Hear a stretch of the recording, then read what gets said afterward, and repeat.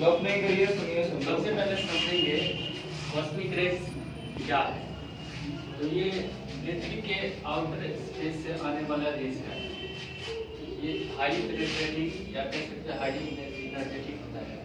इसकी एनर्जी लगभग नहीं 15 गीगा इलेक्ट्रॉन वोल्ट।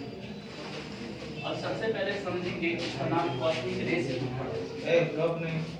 हम देखते हैं कि जो हमारा पृथ्वी है वो सोलर सिस्टम है।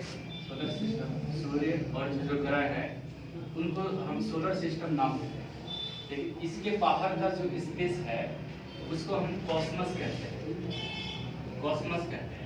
और इस चीज पे ये पढ़ाई होती है कॉस्मस की, उसको कॉस्मोलॉजी कहते हैं। और वहाँ से कॉस्मोलॉजी से या कॉस्मस से इसका नाम कॉस्मिक रेज पड़ा। अब क्या हुआ कि दो वैज्ञानिक थे, वो इलेक्ट्रोस्कोप पे काम कर रहे थे। इलेक्ट्रोस्कोप उसमें पार्टिकल्स था और पार्टिकल्स वो उसका जो काम कर रहे थे तो उसका क्या हुआ कि जो लैब में काम कर रहे थे उस लैब से जब बाहर गए उसको लेकर के तो उसका रेट ऑफ एनर्जी है वो घट गया। तो उन्होंने देखा कि आखिर ऐसा हुआ क्यों।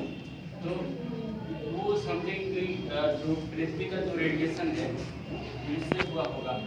तो उन्होंने उससे ज़्यादा ध्यान नहीं दिया। उन्होंने केवल इतना सोच लिया कि ये केवल पृथ्वी के रेडिएशन से होता है।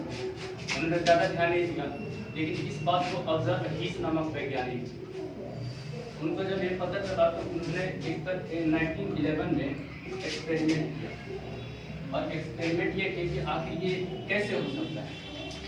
तो उन्होंने क्या किया कि इसे सबसे पहले उनको लगा कि हाँ ये सूर्य से हो सकता है। सूर्य से जो रेडिएशन आ रहे हैं सूर्य से हो सकता है, या फिर जो हमारा सौर मंडल है सौर मंडल से जो रेडिएशन आ रहे हैं सैटर्न हो गया या फिर जुपिटर हो गया, इनमें से जो और रेडिएशन आते हैं तो क्या पता इससे भी हो सकता है।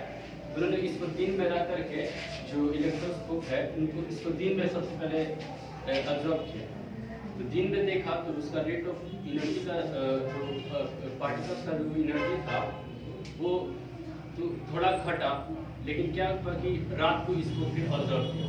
रात को ऑब्जर्व किया तो इसका रेट ऑफ एनर्जी उतना ही रहा, घटा नहीं या फिर घटना नहीं चाहिए, उतना ही रहना चाहिए। लेकिन उस टाइम में घटा। उन्होंने सोचा कि नहीं ये सूर्य से नहीं हो सकता ऐसा। तब उन्होंने क्या किया कि उन्होंने इलेक्ट्रोस्कोप को बैलून में बांध करके और पृथ्वी के ऊपर भेजा। ऊपर जब भेजा तब क्या हुआ कि जो पार्टिकल्स का जो रेट ऑफ एनर्जी है ऊपर जाने पर घटते।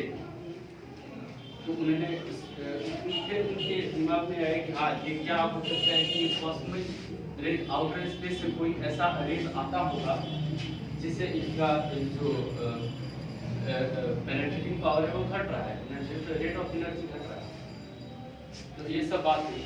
फिर उन्होंने इस पर बहुत सारे निष्कर्ष अपने दिए कि पृथ्वी पे इसका कहाँ कहाँ क्या क्या इफेक्ट पड़ेगा, क्या क्या प्रभाव पड़ेगा। तो उन्होंने सबसे पहले इस पर उन्होंने जो इफेक्ट दिया कॉस्मिक रेज का पृथ्वी पर कि कहाँ पे क्या सबसे ज़्यादा हो सकता है। तो सबसे पहले उन्होंने लैटिट्यूड इफेक्ट दिया। लैटिट्यूड इफेक्ट में ये कहा कि जो कॉस्मिक रेज है कॉस्मिक रेज वो पृथ्वी के जो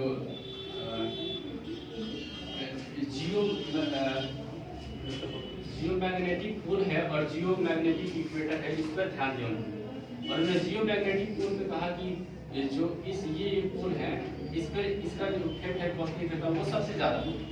अब इसका रीज़न ये है क्योंकि हमारा जो पृथ्वी है वो जियोड है इस टाइप से है और यहाँ से यहाँ पे थोड़ा चपटा।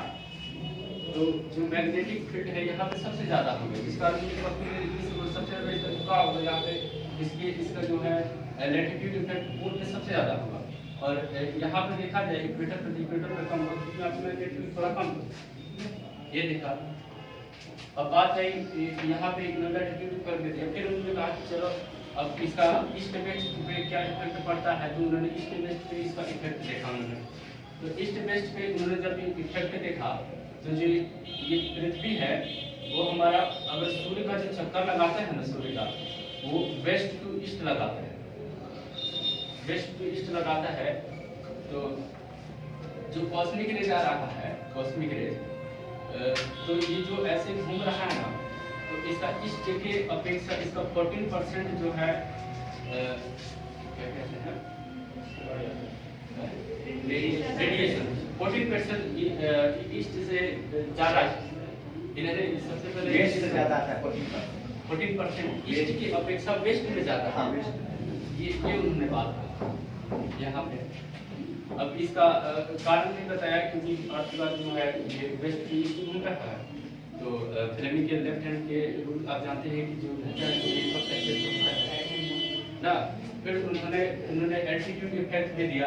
एल्टीट्यूड इफेक्ट में ये कहा कि हम पृथ्वी के ये जो हम सरफेस पर रहते हैं पृथ्वी के, फिर उन्होंने वातावरण के हिसाब से दिया कि हाँ ऊपर जाते हैं तो कितना होगा, फिर नीचे जाते हैं तो कितना होगा। तो उन्होंने ऑब्जर्व किया कि पृथ्वी में 5 लेयर होते हैं। 5 लेयर से सबसे ऊपर बाह्य मंडल, उसके ऊपर आयन मंडल, उसके ऊपर नीचे आयन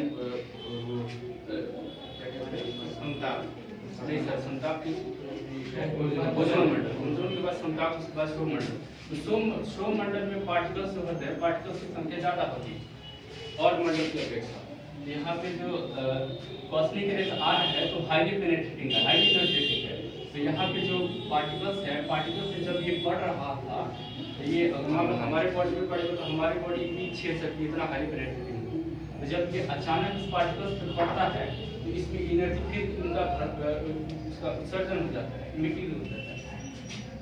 तो एक तो ये प्राइमरी एनर्जी ये हो गई जो आ रही है, और सेकेंडरी एनर्जी जो इसमें से निकल रहा है, इस पार्टिकल में से निकल रहा है। तो इन चीज़ पे यहाँ पे सबसे ज़्यादा इसका एनर्जी ज़्यादा है। एक तो प्राइमरी एनर्जी आ रहा है और दूसरा सेकेंडरी एनर्जी इसमें से निकल रहा है। तो यहाँ पे जो 8 से 24 किलोमीटर के बीच में है, यहाँ पे सबसे ज़्यादा वो हो जाता है। इन्होंने